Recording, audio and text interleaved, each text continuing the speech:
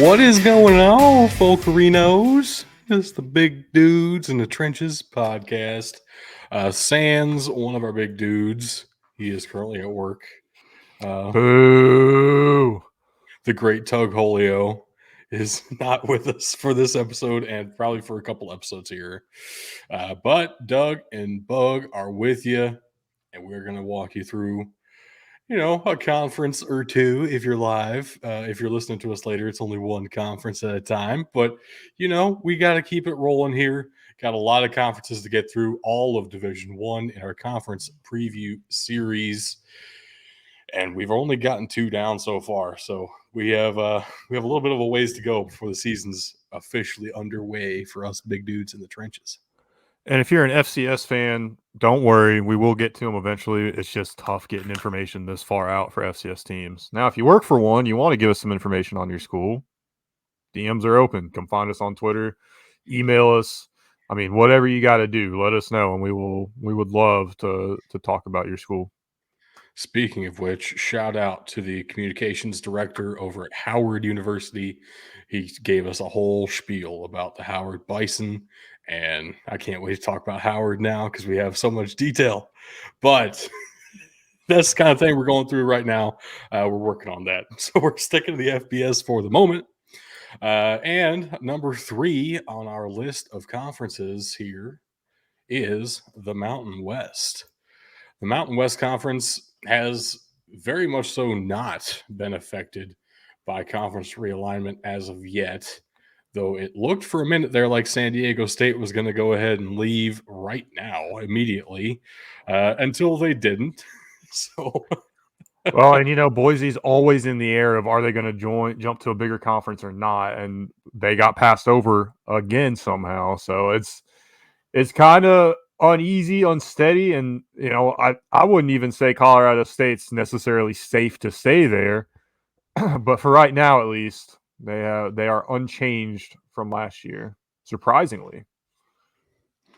yeah, and it's been floated there might be some movement of current Pac-12 teams to the Mountain West if there's this big migration of Pac-12 teams to the Big 12 or some kind of conglomeration of the Pac-12 and ACC even has been floated out there. None of that's actually happened. It's all a bunch of speculation. As we have it right now, the Mountain West is still the same 12 teams we've come to know and love over the past few seasons. Or hated, Doug.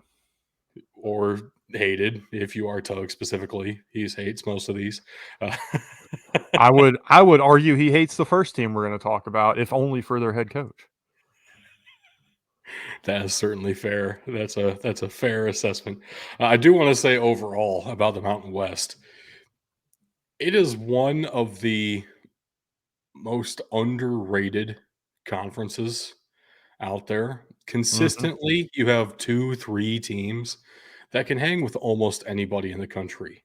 I would say it's a realistic shot. You have the number 1 team out of the Mountain West beating anybody from number 15 down in the AP poll on a week-to-week basis. Just any given Saturday kind of a deal.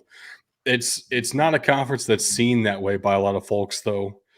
Why do you think that is?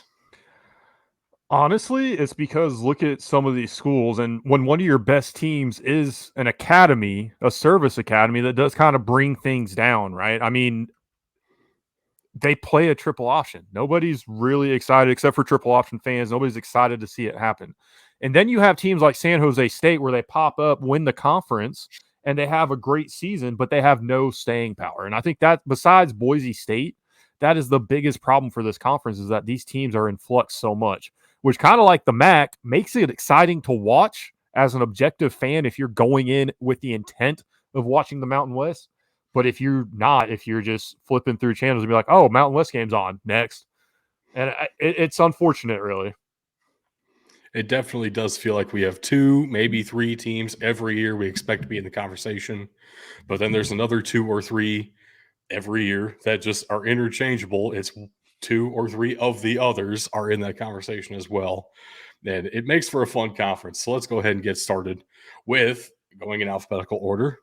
The United States Air Force Academy, the Air Force Falcons here head coached by the big man, Troy Calhoun, in his 17th season, one of the longest tenured head coaches in the country at this point.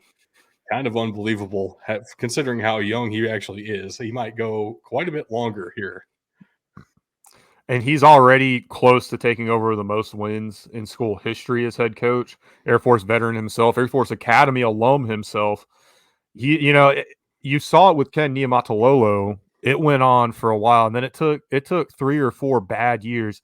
He had his bad stretch already, and he's back on the uptick. I'm Right. curious to see how long, how much of a leash Air Force wants to give him. I would expect he has a very long leash, especially now that he starts winning Commander in Chief's trophies again. That's the real goal of the Air Force Academy. Even setting aside conference titles, you beat Army and Navy in a year, you're going to stick around for an extra year or two on that contract extension. So Troy Calhoun is here to stay. John, I'm talking directly to you. He's here to stay. Stop it. Talking about some of the players, though, the center, Thor Paglialong, uh, What a name. very, very nearly was my pick for Group of Five All America center.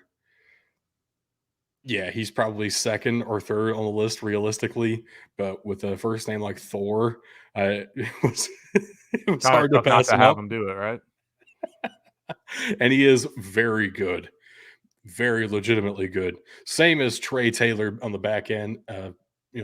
Tug was recently talking about how Air Force is not that good in pass coverage most of the time. And I was thinking, go back to Wesson Steelhammer the last time they had a good safety. Trey Taylor is that next great safety for the Air Force Falcons, which they desperately needed. They needed some help on the back end. Trey Taylor had a great season last year. I expect nothing but great things for him in his senior season this coming 2023. Yeah, absolutely. And they've got to have a good pass defense, right? Just because they don't pass doesn't mean they get off by not having a good one themselves. They know it's coming. They got to do it. Right. Right. Absolutely. Especially when you have to go up against teams like Boise State, who is next here. Head coached by Andy Avalos, who is in his third season somehow. It doesn't feel like it's his third season. It feels like he got here 3 minutes ago, but it's been 3 years. And this team has really changed a lot of the way that they do things. We have already discussed the former quarterback for Boise State, Hank Bachmeier, transferred out of the program and down into Conference USA. So they no longer have that level of quarterback play. I guess we could talk about it, but they run the ball extremely well. And if they find a quarterback, this is a system, this is a scheme traditionally that can pass it very effectively as well. But George Holani and Ashton Gently together make a terrifying running back room and make Boise State one of the favorites for this conference. Mm-hmm. Yeah, it's typical, right? It's pretty standard for them to be one of the favorites in the conference. I don't know when this is going to change. It seems like they're immune to not being, to dropping off. It doesn't matter if they have a quarterback change, doesn't matter if they have a coaching change. And it doesn't make a ton of sense either, right? They're recruiting against some big conferences, and the promise of going to a bigger conference is always looming, but it's never guaranteed.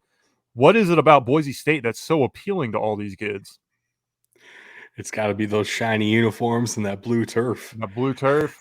I think that blue turf goes a lot further than people want to give it credit for, too. I mean, Not even gonna lie. also, this is going to sound like I'm being sarcastic, but I'm not. If I had a choice of any city to live in right now, Boise, Idaho might be up there on the list. I'm not kidding. That is gorgeous in the Rocky Mountains and still a small town enough where it's not, I wouldn't get lost in it. So Yeah. maybe that has some attraction for some of these kids as well. Well, Boise's not a bad place to be. One other guy I did want to shout out here. I know I'm talking all offense at this point, but Cade Beresford was our Group of Five All-American at tackle. or one of the two anyway. And a left tackle with two running backs on the offensive preview here, that should be terrifying. Mm-hmm. And I know we're talking big non-conference games to watch, but the Broncos don't really have a home game, non-conference game that's looking like anything worth keeping an eye on, or at least not one that we're going to spend a ton of time talking about. UCF's going to be interesting, but really the big one, because we're not talking, we'll probably double tap this one.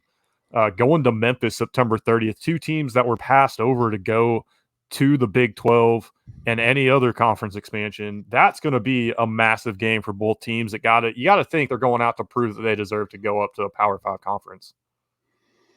Yeah, that's very potentially a Big 12 play-in game for down the line consideration. That's fun to think about. If I were going to shout anybody out on the defensive side of the ball, it would be DJ Schramm, but I talked about the offense so much already. I think it's time to go ahead and move along. Love the beard, though. Colorado State, the Rams had an abysmal season last year. No sugarcoating it. Jay Norvell comes over from in-conference rival Nevada just because the monetary difference between a program like Nevada and a program like Colorado State, the money that Colorado State is invested in their football program is substantial. The returns have not been substantial as of recent seasons, but they have had success in the past, and they are usually a team to watch out for in the Mountain West, at least as one of those midfield markers, using an F1 terminology for you. They do have a couple of great players on the team. Torrey Horton and Jack Howell both made our Group of Five All-America squad. And honestly, Jack Howell makes this a scary defense in and of himself. It's weird talking positively about Colorado State. They've been down in the dumps, it seems like, for so long. Air Force, going back to them real quick, they made such a big deal about being the best team in Colorado, but then it's been Colorado State who's been down, and CU who's also been very, very down. So it's interesting, and I'm hopeful, honestly, that they can put together a good season out here. Year 2 for Jay Norvell. Gotta have something going for him, right? I'm sure Rams fans are hoping so, because if it's a repeat of last season, that's going to be brutal. Might be an understatement.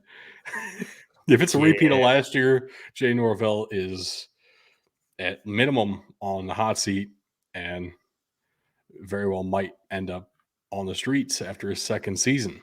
That's pretty rough, but that's the world of college football. And it is going to be interesting too. Again, not one that we're highlighting later, but this game against Colorado, we mentioned the best team in Colorado. They're going to Boulder. They're going to be taking on Primetime's new team. This is going to be very, very interesting to see how it all shakes out. I don't even know what to expect from that. Colorado's a whole nother bag of worms. There's massive expectations on both sides, and somebody's got to lose that game. I would bet it's Colorado State loses that game. Fair.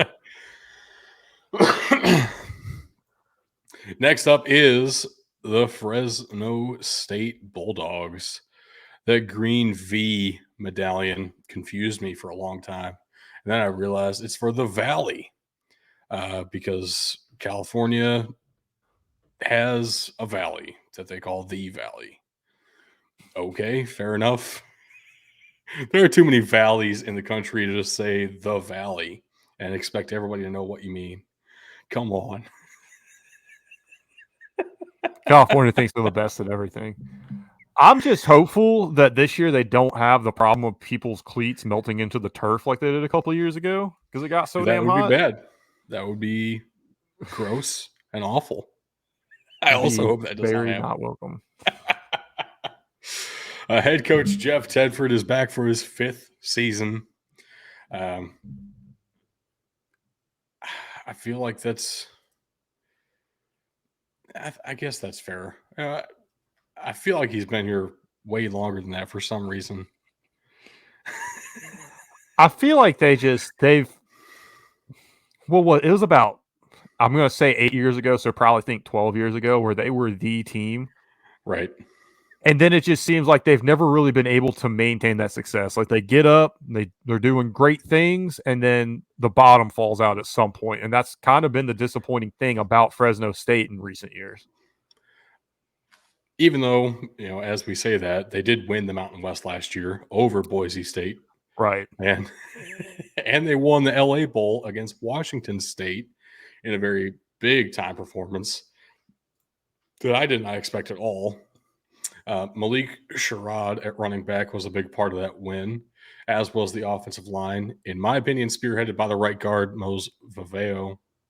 And they are the reason I'm wearing a New Orleans Saints hat. I didn't have a Mountain West hat, but, Derek Carr's on the Saints now. It counts. Does it? Does it? This was the best connection I could make with the hats that I had available. That's I fair. am working to remedy that situation. One of my favorite players on this team, though, is definitely cornerback Cam Lockridge. Very talented defensive back for the Bulldogs here. And I think we can expect them to compete for the conference. I was surprised that they won it last year.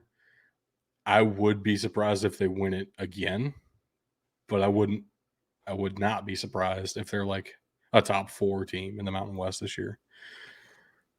Yeah, Which I I mean, guess puts them in the range 1 or 2 games go their way, they're winning the conference again.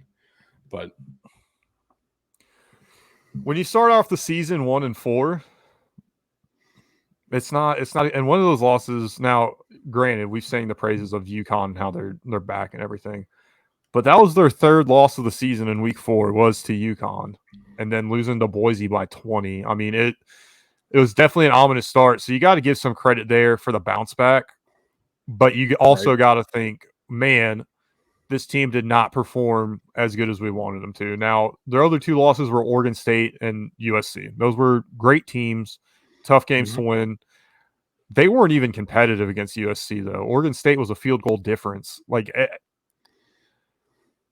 they have so much potential. They really do. And it's mind-boggling that it seems like they never, no matter how good they do, they never live up to it. You always want more from this team, which might be the most frustrating thing about them. I feel like that's true of basically every season I can remember of Fresno State football. Yeah. Which that's terrible. A team we always want more from and never get any more from is Hawaii. We always get more from. What are you talking about?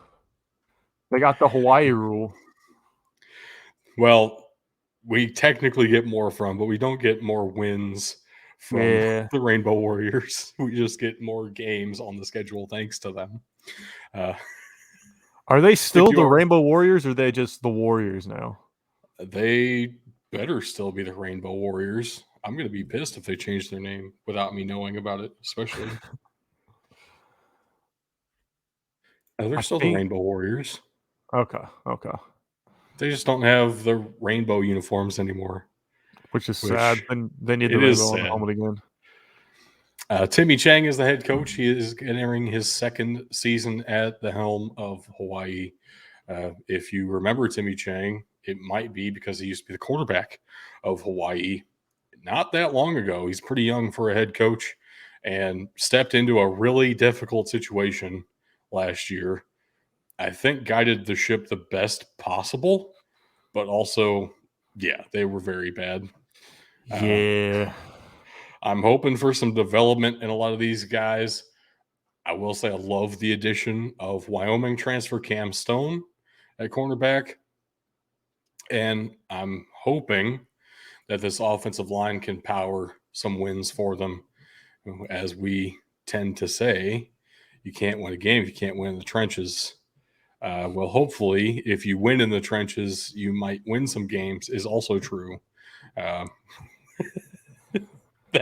that's going to be the best shot at Hawaii winning something this year is They're not.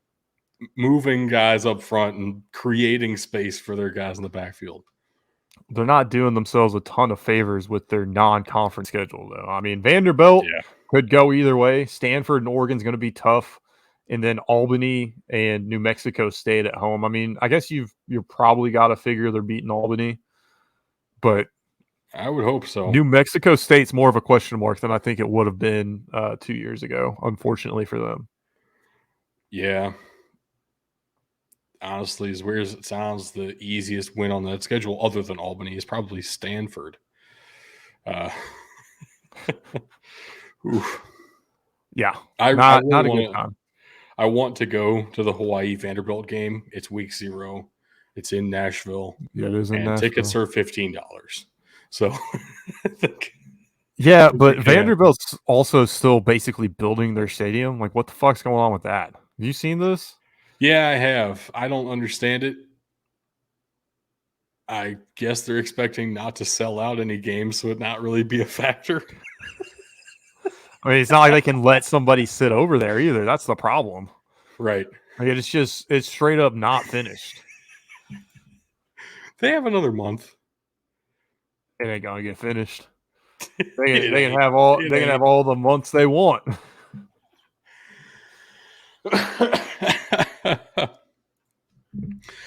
Yeah, Hawaii's going to very probably finish last in the conference. Let's be real here. You say that when we got a string of bad teams coming up here.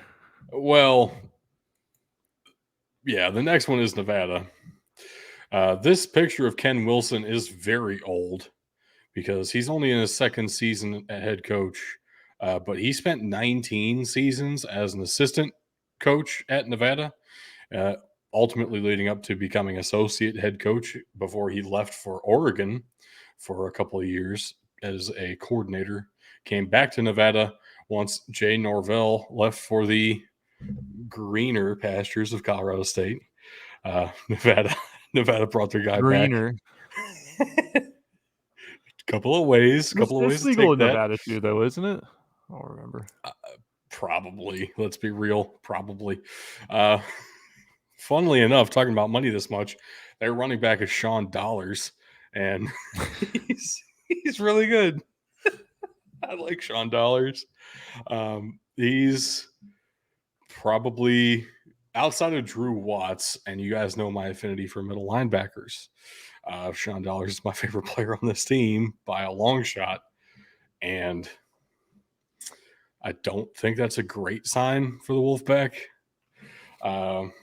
When you have like 2 good players and neither of them were like all conference even for us necessarily.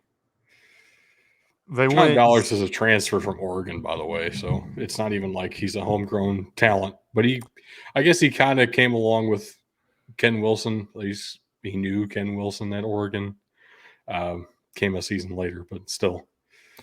They went 0-8 in conference last year, and I'm gonna be honest, I kind of expect the same thing to happen again. They got a couple big money games against USC and Kansas. Kansas actually going to come out to Nevada, it looks like. But yeah, I even think Idaho is probably going to take it to them. If we're being honest, this team, for whatever reason, doesn't have Honestly, it figured out. Idaho's a dark horse for the Big Sky Conference. That's what So, I'm saying. For whatever oof. reason, it seems like Jay Norvell even really just left this team out and in the dumps. No, I can't imagine it's easy to fucking recruit there. Right. No way. No way. It's just a shame. Let's just move on to our next stinker, huh?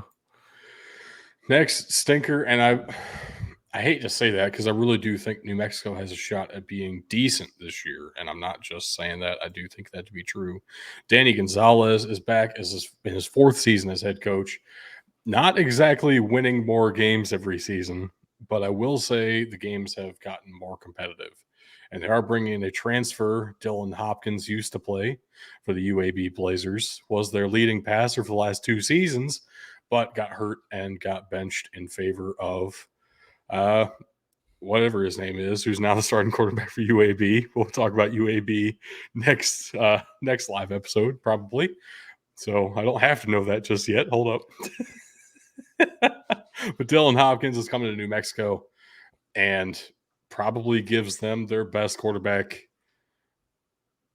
in recent memory. I can't think of one recently who's at Dylan Hopkins' level.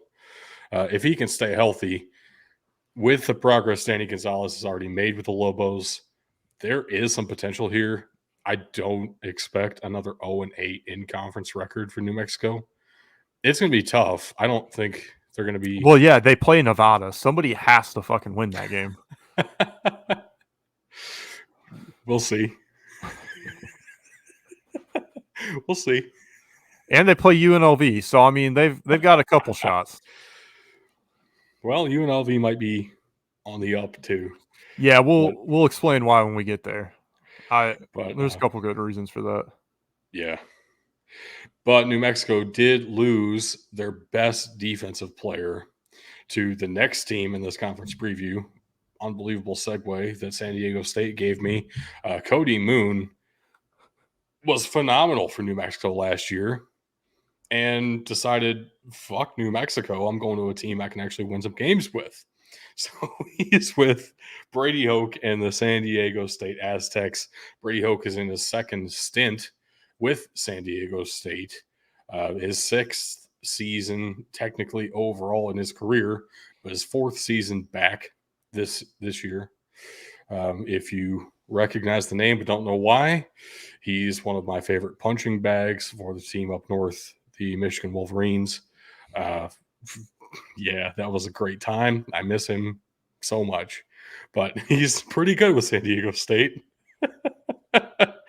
Even though they were 7-5 last year in the regular season and did lose to Middle Tennessee in the Hawaii Bowl. I was shocked at that result. Middle Tennessee State just came out of nowhere last season and beat all my expectations.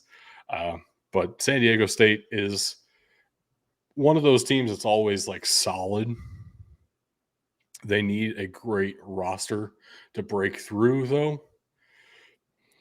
I like Cody Moon a lot. I like Cade Bennett and Mark Redmond a lot. I don't know if tight end and left guard necessarily make your offense invincible.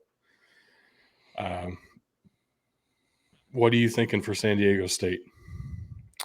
I think this is a team with a lot to prove, right? That loss to Middle Tennessee State, even as good as MTSU was, like we here at least we're taking notice of them all season. Mm-hmm. I think that's still an unacceptable loss for the Aztecs. I don't think they're okay with that. And this is another team that kind of like Boise, you expect them to have a good season every year. And when the conference can't hang their hat on Boise, San Diego State, that feels tough for them. You know, it's not sitting right with them right now. Definitely. I also want to point something out that's really been bothering me for the last, I don't know, the time creating these slides. San Diego State's logo is not centered on itself. The arrowhead sticks out farther than the other end of the spear. And if you actually like center the logo, officially center the logo over that picture of Brady Hoke, it will look offset. And I hate it so much. So that is technically offset right now. It looks centered. I had to do that manually because their logo's fucking stupid. Hooray for asymmetry and Doug's OCD. Fuck you, San Diego State. Onto the team that I enjoy out of that part of California, San Jose State. Is really fun to watch when they're good. It's only been a couple of times, but man, I think that might be again this year. Siobhan Cordero, the transfer from Hawaii, was phenomenal last season. Over 3,000 yards. I believe it was exactly 3,250. If he does that again, it will put him right behind Jeff Garcia on the all-time career San Jose State passing yards list after only 2 seasons. So Cordero has potential to become one of San Jose State's all-time greats. The issue with that theory is the number one receiver for San Jose State was Elijah Cooks. You may recognize that name from our pre-draft coverage. He went to the NFL. Now we have Justin Lockhart here, who was their second leading receiver last year with only less than 600 yards receiving. It was more than 500. I don't remember the exact number. Number 3 receiver transferred to Portland State. Number 4 receiver transferred to Washington State. I think Justin Lockhart's the only experienced pass catcher left in this room. So it's a lot of pressure is going to be on Siobhan Cordero, but I think he might be up to the challenge. And Brent Brennan, the job he has done here in his 6 seasons so far, this will be his 7th season with San Jose State, is just phenomenal.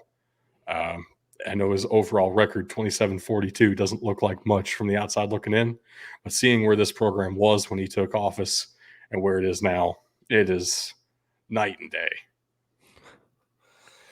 Yeah, this is another one of those teams. I don't know that the Mountain West depends or wants them to be as good as, say, San Diego State or Boise State, which is unfortunate because when they are good, it's exciting football to watch.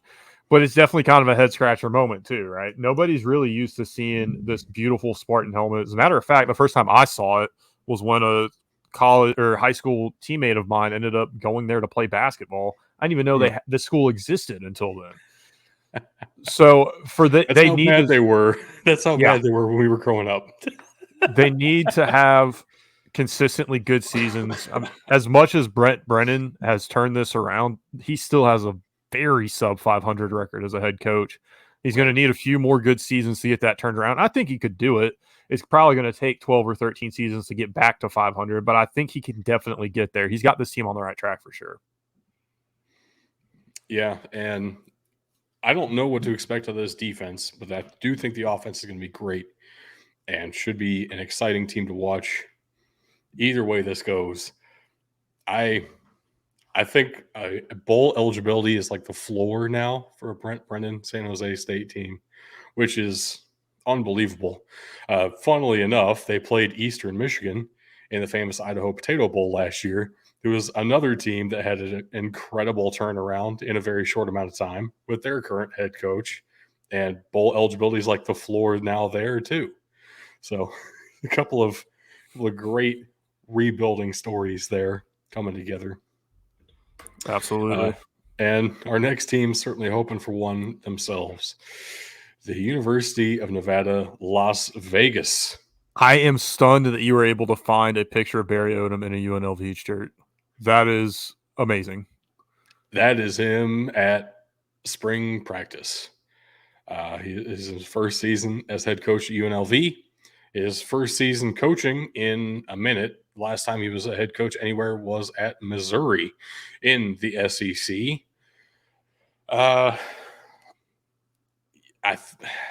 The only logical explanation of why they did this is because they're trying to garner attention from the Pac-12. I think so. Marcus Arroyo, I want to say before I let you talk about that potential scenario, I want to shout out their previous head coach, Marcus Arroyo.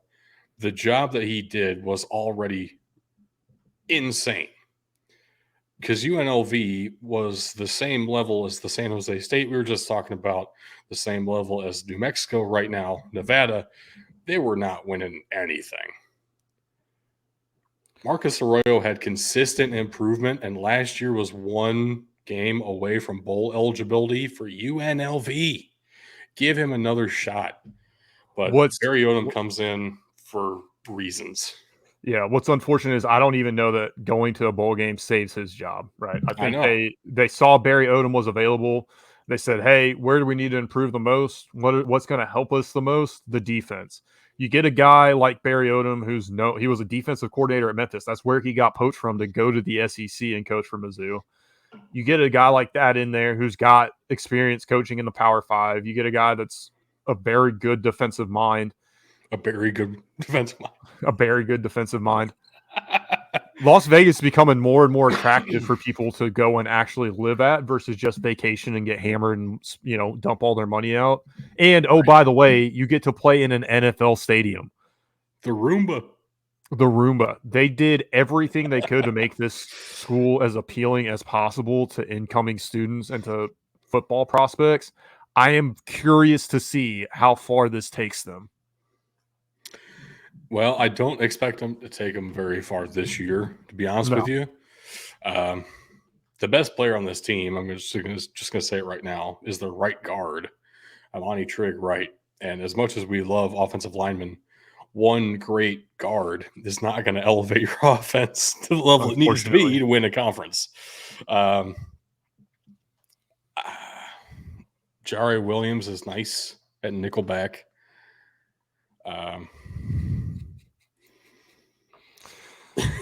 I could make so many puns with that, but I'm not going to.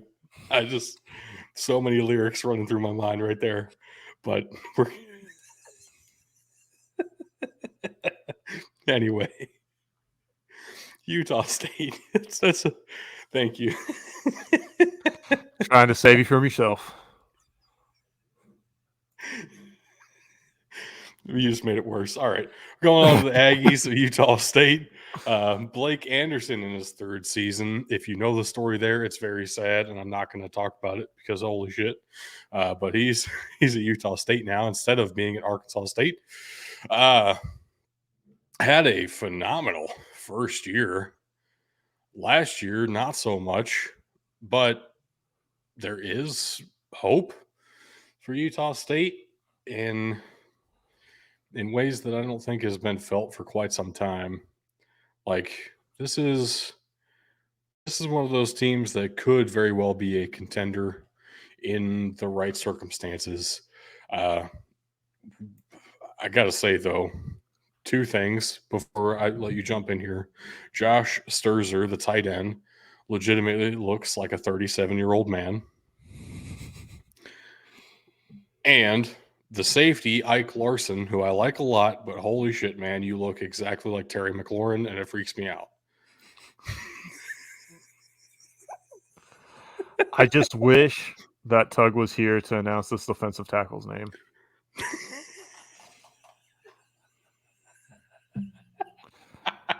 I wish more than anything Tug was here right now. That would be great. Would you like me to instead? Please.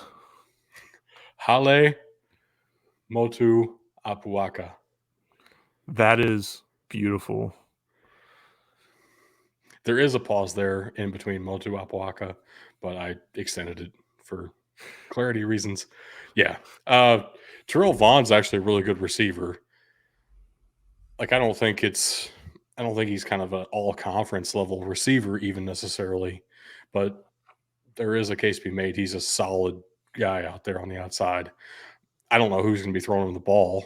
Like, I don't have faith in this quarterback room. But you do have Robert Briggs, who is an option at running back. Like, the success of this team so far in Blake Anderson's tenure has come down to how good of a coach Blake Anderson is. Like, there's a big part of me that does not understand why he has not gotten Power 5 interest anywhere.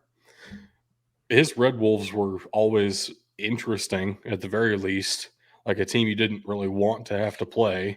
I feel like this was almost a step down from Arkansas State, honestly. And then I think Utah I made that State, comment when it happened too, honestly. Right. And then Utah State, his first year here, he wins the Mountain West after Utah State was not close to that before he arrived. So sprinkle some magic Blake Anderson dust on us, and maybe you have a contender out of nowhere again. Here's what's terrifying for them, though. Like, they went 6-7, so they barely got bowl eligibility, right? And Memphis, I think, was 6-7, maybe 7-6 last year, but it wasn't even close. Like, that bowl game from the first snap, you knew it was going Memphis's way, and I don't say that to mean, oh, Memphis is so great. I'm not saying this as a Memphis fan. I'm saying this from the stance that they don't stack up against good teams in the country right now. Right. They deserve to be in a shit bowl like they were. And Memphis, with their record, did, but with their play, they deserve to be in something a little bit better. That's where Utah State needs to get, right? If you're losing the same way that Memphis did last year to teams by a score or two every game, the ball's not going your way. That's better than what they did because it was an ugly game in that bowl game. Yeah, both Utah State and Memphis came into that game 6-6. Obviously, Memphis comes out above 500 on the year in a really gross, disgusting game that I turned off. I turned it off. I turned it off. I'm a Memphis fan. I turned it off. Like, whew. I was like, Yeah. damn, Memphis scored again. All right, let's see what else is on. Shout out to them for getting, I'm gonna put the air quotes here, but 2 FCS games. James Madison, of course, in the Sun Belt now, but that's not going to be an easy game. I don't know if they scheduled that before they went up to the FBS or what the That's a thought good process question. here was. Because the other thing about it is, I don't know that I'd want to schedule an FCS James Madison anyway. Well, yeah.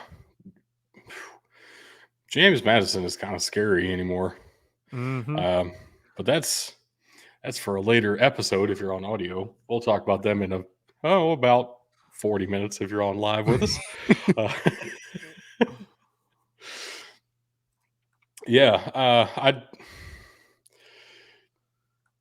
Let's go ahead and move on, I guess. Okay. I don't know what else to say. I feel like we said all we can about Utah State. It's going to be an interesting year. Idaho State on their schedule is interesting to me too, though. Anyway, for reasons unrelated to that even being a good game, Utah State's going to whoop them. Wyoming is Tug's favorite team in the whole wide world. We all know this. And Craig Bohl is one of the greatest head coaches of the modern era.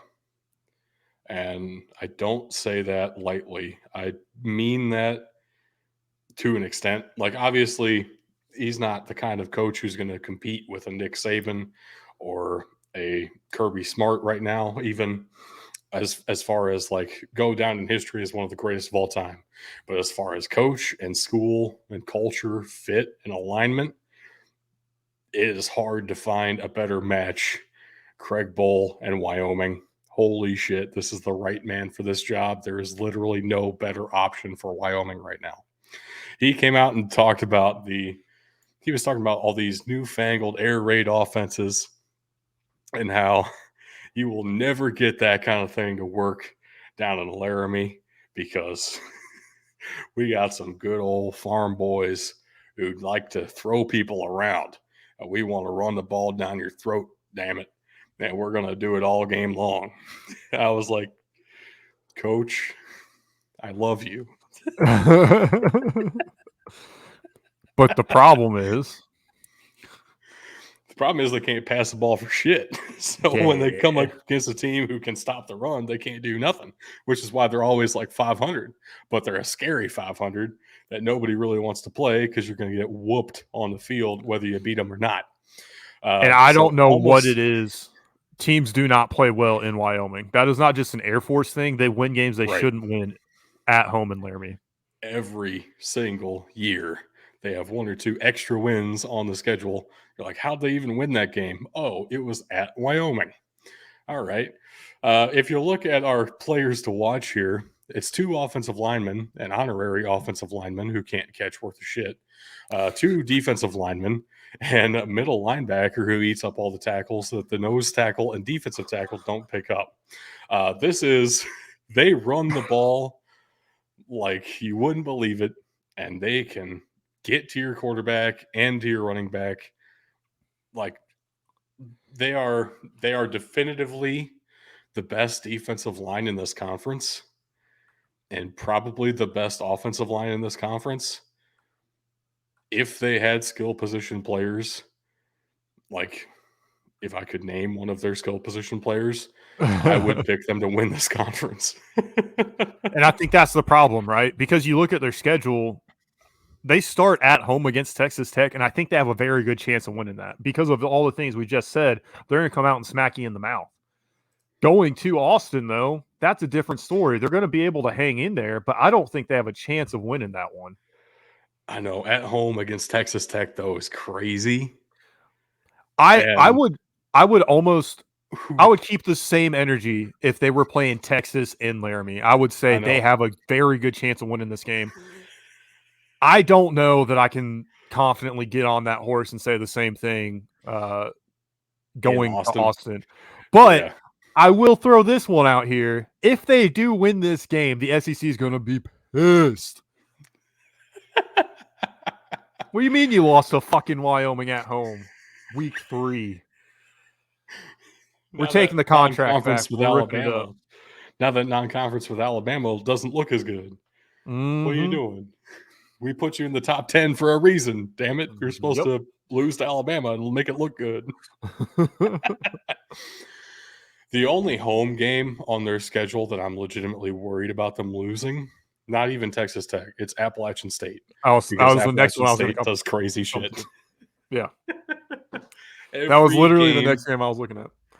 every game Appalachian State is in can go either way. Literally flip a coin. That's but it's in Laramie, so we'll see what happens. Also, can we talk about the great hair of Frank Crum? That is I mean, that is quite beautiful. gorgeous. Quite beautiful. Love to see it. Yeah, we gotta get out of there before I nut too hard. There were a couple teams I didn't talk about their non-conference schedule at all because I knew we'd be covering them at least a little bit here. I want to start by saying UNLV is one of them, and this is one of the things. This is why they brought in Barry Odom, right? They're able to bring in an SEC team, granted it's Vanderbilt, to play in Las Vegas at Allegiant Stadium. These are all the reasons you bring in Barry Odom, and they've got a good chance to win it because one, Vanderbilt's not good, and two, Barry Odom, I don't think ever lost to Vanderbilt, even at Mizzou. Yeah, but I'm also secretly, not so secretly now, pegging Vanderbilt to make a bowl game this year. So this is the kind of game they have to win. Yes. It makes it worth watching, though. When's the last time we could say that about a UNLV game or a Vanderbilt game? Or a Vanderbilt game, exactly. I enjoy watching Vanderbilt play Tennessee because I don't care about any other Tennessee games throughout the year. I just want them to lose to Vanderbilt because it's hilarious to me. Right. When's the last time that happened? I'm sure you know. I was in college, I want to say 2014. You were in college, so 1974. Fuck you.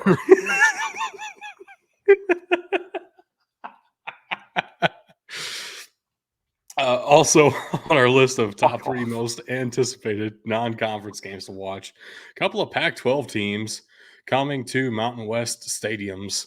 We tried to pick home games for the conference, so Oregon State heading to San Jose State. I don't know if that's going to be a very good game. It's more recent than that. They lost in 2018. Oh, shit. And it was at the end of a 3-year stretch of losing to Vanderbilt. It's awesome. All right, man. That's good shit. Okay. Yeah, Oregon State is going to start the season in the top 20. And I think that's fair and maybe underrating them. So I expect Oregon State to win this game, but it's kind of cool they're heading down to San Jose. Honestly, can I say it? I'm a little surprised that they've got them ranked so low. Because you would think the powers that be would want the Pac-12 to be better to make USC look better, especially in one of their last years in the conference, right? Yeah. They don't really care that much about anything Pac-12 related, though, really. I mean, they care about USC. Do they? I mean, not enough.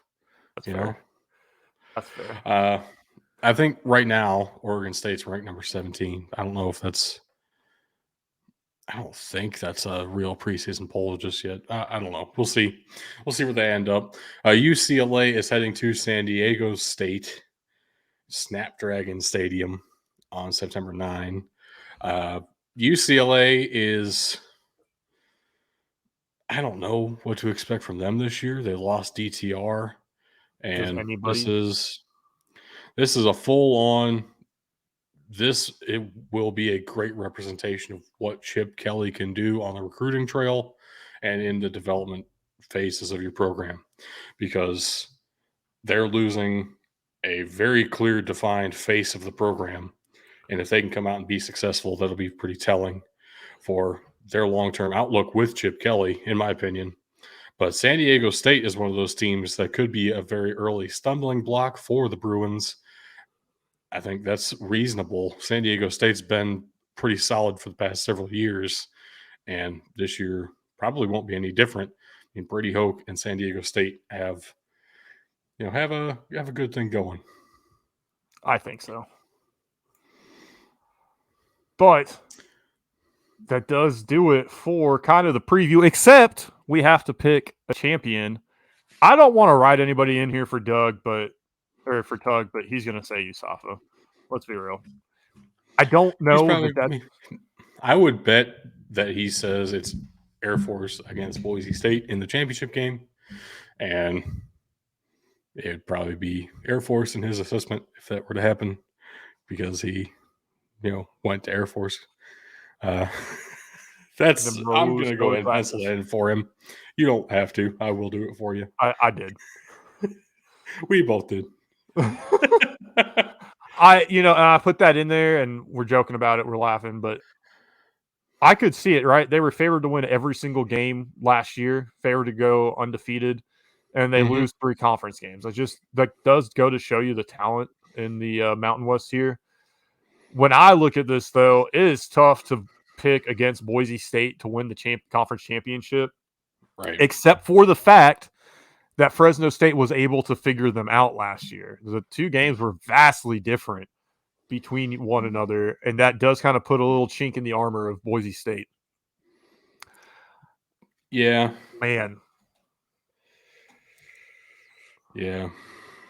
That's tough. I want to go off the wall, but I don't feel confident in any of these because I do think your top 3 teams is going to be some combination of Boise, Air Force, and a third. And the third is who I can't figure out. Do I expect Fresno State to be able to maintain this year? And that's really what it comes down to. It's either going to be Fresno State or some combination of San Diego State or San Jose State, in my opinion.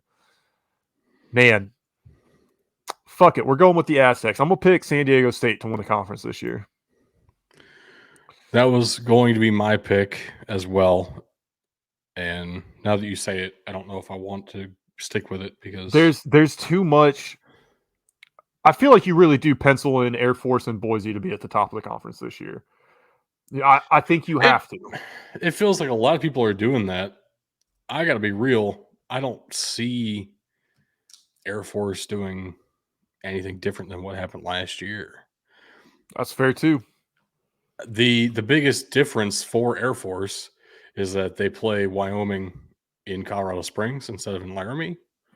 And they play Boise State at home as well, right? No, at Boise State. That is at Boise. The last weekend of the season. Man. You know what? They have San Diego State at home. I would say that's probably one of your big toss-up games to decide that second team of the conference. I guess I'll go ahead and say it is Boise State Air Force, and I'd pick Boise State there. Which is crazy, though. That's back-to-back games. I hate that. It's fun, though, I guess. You guess? There's so much pain in your voice saying that. For the record, I do have Boise State being in the championship game against SDSU. Mountain West, of course, did away with conference or divisions 2 years ago, so we don't have a nice divisional champion, first divisional champion. It's just going to be the 2 best teams. So I'm more excited to see this season than I ever have been for the Mountain West, honestly. No, I can't do that. I was going to say let's go crazy and go Wyoming, Fresno State, but Wyoming's at Air Force at Boise State. I mean, that's for what it's worth, according to Hero Sports, they have the odds set: Boise State plus 200 favorite, Fresno State plus 325 in second, Air Force plus 400 in third, San Diego State plus 800 in fourth. Do you want to guess who's in fifth at plus 1200? San Jose State? No. San Jose State is tied for for 6 with Wyoming. Fresno. No, Fresno State was second. Wyoming. No, they're tied with San Jose State in What? fifth. What? Or I've lost sixth. track of the number of teams in the conference. I don't know who you've listed. Who you haven't. Boise 1, Fresno 2, Air Force 3, San Diego State 4, a blank for 5. That's who you're guessing, and then tied for 6th is Wyoming and San Jose State at plus 1,600. It's plus Utah 1,200. State. No, it's plus 1,200 odds to win. This is how much people are putting stock in Barry Odom. It's UNLV. Holy shit! No fucking way! I couldn't fucking believe it. That was like legitimately the last team I was going to guess. I know. I just had to get them or Nevada. I was going to Nevada, New Mexico before them. Fuck. Well, New Mexico and Hawaii round out the bottom. New Mexico's a plus $15,000 or plus 15,000 odds. I'd throw $10 on it. Why not? If they've got UNLV up this high, why not? I'll put 5 on it. Oh my gosh, dude, that is disturbing. I hate that you made me do that. I had to remember who all was in the conference. You gave me half the conference. You're like, pick another one. I was like, I don't know. And that's what doesn't make sense, right? Everything that we look at, everything that we're thinking, throw it out the window apparently, because I guess we don't know what we're talking about. The odds makers might. They probably don't know what they're talking about either, though. So good luck with that. I'll say at the top end, odds makers definitely know what they're talking about. In the middle of the conference, they're just going wherever the money is, and people in Vegas like to bet on things in Vegas. Is my thought. That's probably swaying it a bit.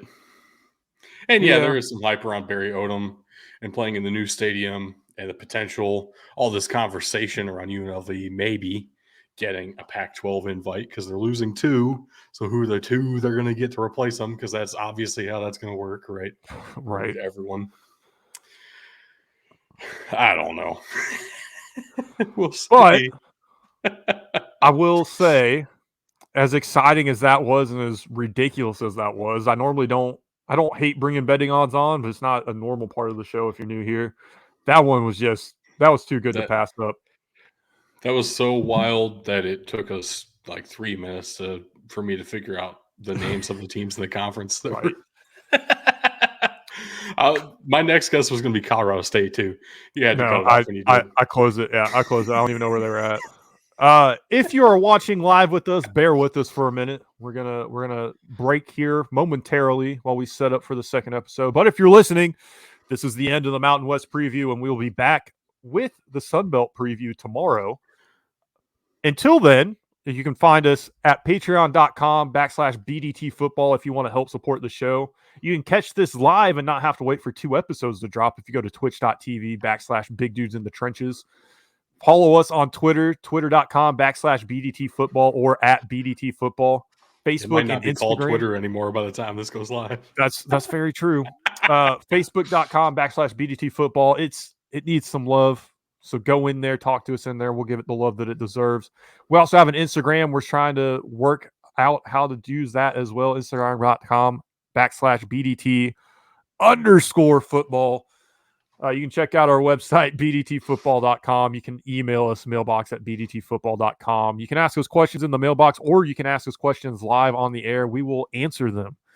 Absolutely. If you would like to watch the video of this, we have some nice slides for you to look at, and you can't catch us live, go check us out at youtube.com/Big Dudes in the Trenches, all one word, same as the Twitch. We have a Discord link, and that'll be in the description. Doug, do you have anything before we break here? Oh shit, I definitely did. I don't remember it now. So I guess no. And if you're not live, we'll see you tomorrow. Peace.